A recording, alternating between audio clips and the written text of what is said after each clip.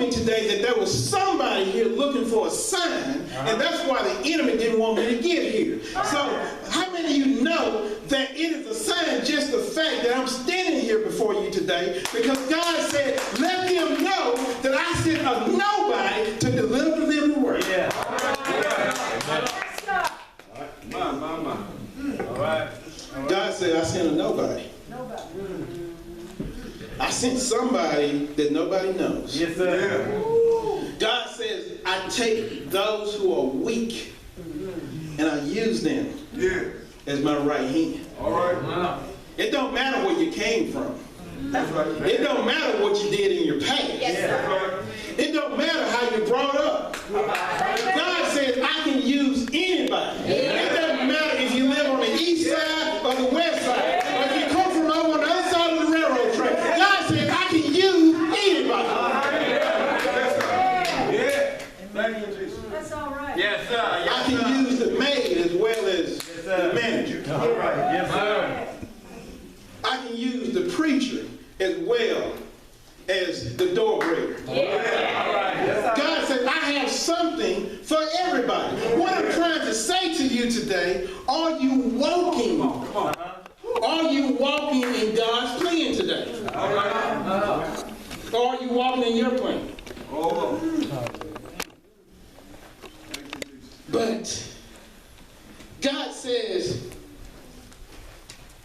what do I have to do so that you will become saved? All right. How can I get your undivided attention as a church? Yes, sir. How can I get your undivided attention? What will it take? Will it take sickness? Will it take death? All right. A near-death experience? All right. Will it take the loss of a loved one? What will it take? Will it take the loss of your job? God says, what do I have to do, in other words, to get you out of your comfort zone? All right. Because as long as we're in that comfort zone, we can't hear God. All right. Because I'm living the way I want to live. All right, present. I'm dressing the way I want to dress. I'm eating the way that I want to eat. I got money in my pocket. As long as I'm in the comfort zone, I can't hear what God is saying. Yes, sir. Nicodemus said, I don't understand. All right. That's what he said. He said, what do you mean? Must I go back in my mother's womb and be reborn again to be saved? You see, Nicodemus didn't understand because he was just like us. He was trying to compare God to our worldly experience. Yes, sir. Yes, sir. Yes, sir. You can't compare God to the physical. No, sir. God walks in the spirit. He deals with those things that are spiritual, which are foolishness to the world. That's right. You can't compare your Jesus with your experience here on earth. No, sir. So, God says, one of the other things that he is disappointed in is that as church folks, can I say folks again? As church folks, what we do is we like to compare ourselves to other people in other churches. And that way, when you compare yourself to somebody you know that you're doing better than, then it soothes the conscience to where you don't feel as bad about what you're doing. So you say, yeah, I may be an adulterer, but on Sister Susie over there, she's a homosexual. Oh, watch out now. So this sin that I'm committing is a lot better than what she's doing. No, God says sin is a sin.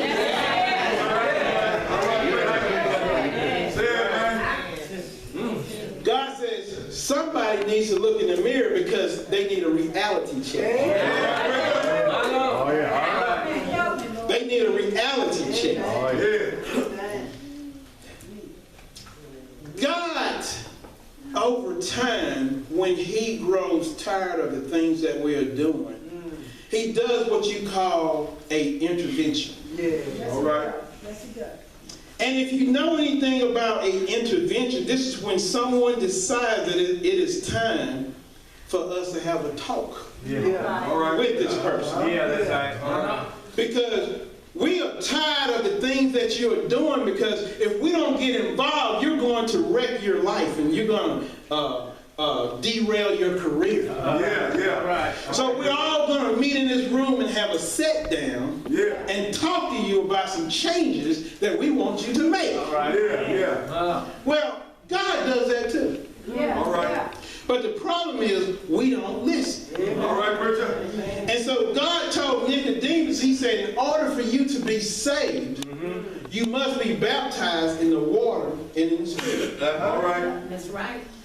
Somebody said, well, we okay. We got a tub back there that we can baptize in. And I can just go jump in there and keep doing what I'm doing. Yeah. Well, that's not what God means here. No, sir. You must be baptized in the water and the Spirit. The water represents a purification of the heart. It represents an inner man cleansing. Yeah. In other words, when I see you on Saturday and when I see you on Thursday, you look the same, you dress the same, but you're a new person. I see where you're going. You see where I'm going? Yes, sir. You're a new person. Not because of anything that you have done, Yeah. but because God has decided, because of his mercy, that he would step into your life and intervene into those things that you are doing, that adultery that you are mixed up in, that fornication that you are mixed up in, those lies that you are mixed up in. He's going to step in and cleanse you of all those wrongdoings. Oh yeah, he'll do it. Won't he do it? A spiritual cleansing occurs. Yeah. And so some of us, though, we walk around and we come to church and we look great. And when I look out there, you look awesome and you just look like church folks. You look like somebody I would want to hang out with that can pray for. But God says that just because you come to church on Sunday and Wednesday doesn't mean you're saved. I need to preach it quiet.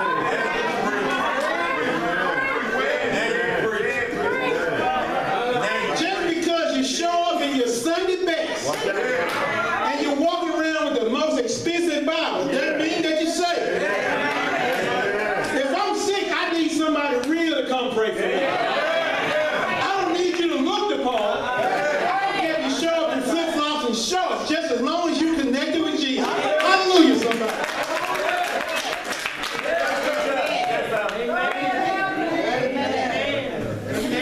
Oh, yeah. And so we have put up these walls around us. Yeah. Your husband can't talk to you. Your wife can't talk to you. Yes. God can't talk to you. The kids can't talk to you. Your co-workers at work are afraid of you. They say, boy, this person has an attitude. Because you're walking around and you're miserable because you are walking in all these sins and you don't know how to get out of it. But like God told Nicodemus, he said, I know a way that you can be saved and inherit the kingdom of God. You must be baptized in the Spirit of God.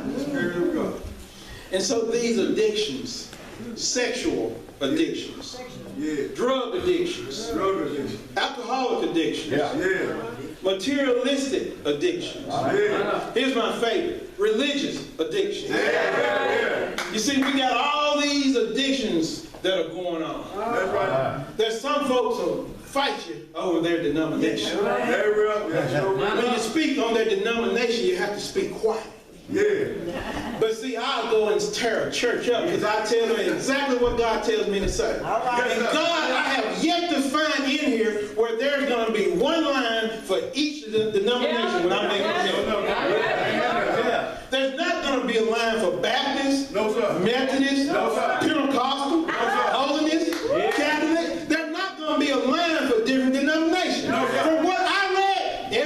gonna be in the same line.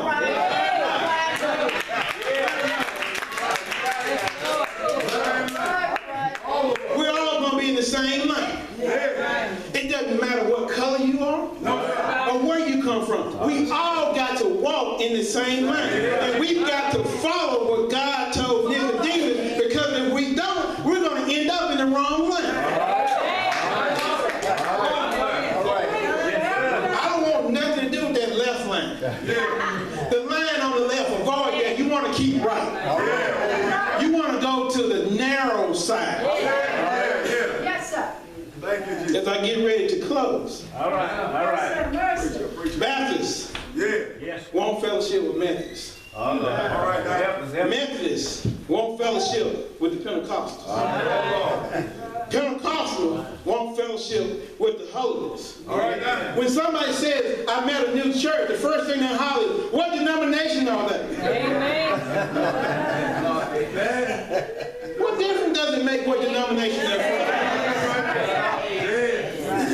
Yes, sir. from?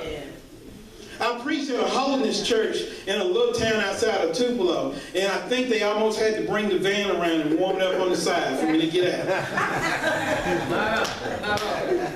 They said, Prophet, you stuck your foot too deep this time. You got these folks stirred up in here. Yeah. And so God had already showed me ahead of time that they would be upset. Yeah. Yeah, I know. He even showed me ahead of time what I would be wearing, and then he reminded me once I got there and I had on the same suit. Yes, sir. Yeah, yeah. I hear you. Praise the Lord. There's some people that are just not going to accept you for who you are. Yeah. Quit trying to shape your life around somebody else. Quit trying to live someone else's dream in your life. Walk in the purpose that God has for you.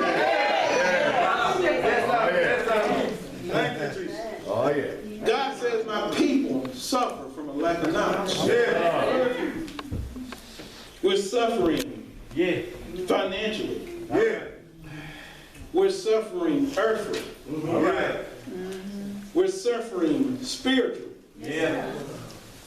Because we don't truly understand God and the things that are occurring around us. Bless you, preacher. We don't understand that everything that we have been taught since we were a baby is a lie.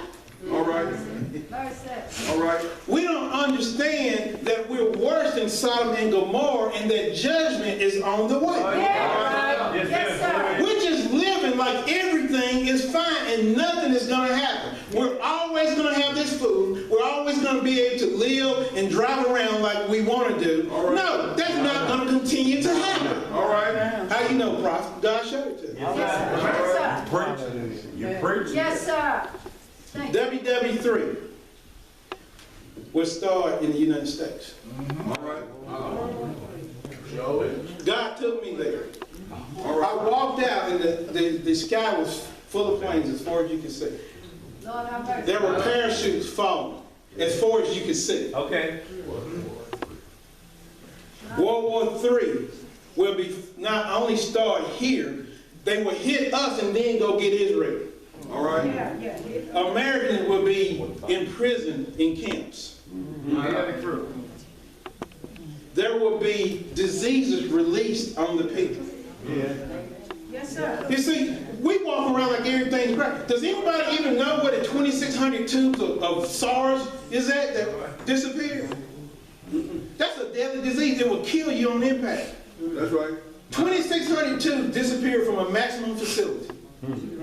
Now, you don't have to listen to me, but I would advise you not to get the flu shot. Amen. Amen. I'm through preaching now. I just want to tell you a few things before I sit down. Let's listen. The flu shot is filled with mercury, iron, it's filled with cancer cells. You want to know how come so many people got cancer? It's in your food, it's in your water, it's in the vaccines. If you go, you can find a video where Bill Gates spoke on the population of the world, and one of the things he said is that they would use the healthcare industry to decrease the population by 10% or more. Amen. Amen. They're putting it in your food, Yes, sir. in our food. Yes, sir. Yes, sir. They're putting it in our water. Yes, sir. So you have a pestilence show up.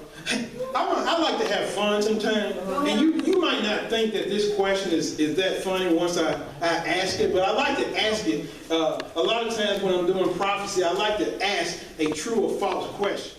So I have a true or false question to you today. Is our government preparing for a zombie outbreak? True or false? False. Who said false? Raise your hand. How many false I got? Raise your hand. How many true I got? So the false outnumber the truth. It's true. Our government is conducting military exercises each year to be able to contain a zombie outbreak. The zombie outbreak, you can find zombies in Daniel chapter 12 and 2 is where that's listed at. And then you can find the other part on Revelation chapter 6 where it talks about the pestilences. Because a disease will be released as like a rabies, like a dog rabies, and it will be given to human beings through the air. If you just walk outside and look in the air and you see all those lines, those are chemtrails. Those are chemicals that they're spraying on. So when they get ready, there will be many diseases that are released on the population. And once your rapture occurs, after that occurs, then all hell will break loose. Yes, sir. Because God is then going to release his judgment on earth. That time is close. Yes, sir. Now, you can go to Deagle.com. God showed me that in prayer. Deagle.com. Deagle. D-E-A-G-E-A. Deagle.com.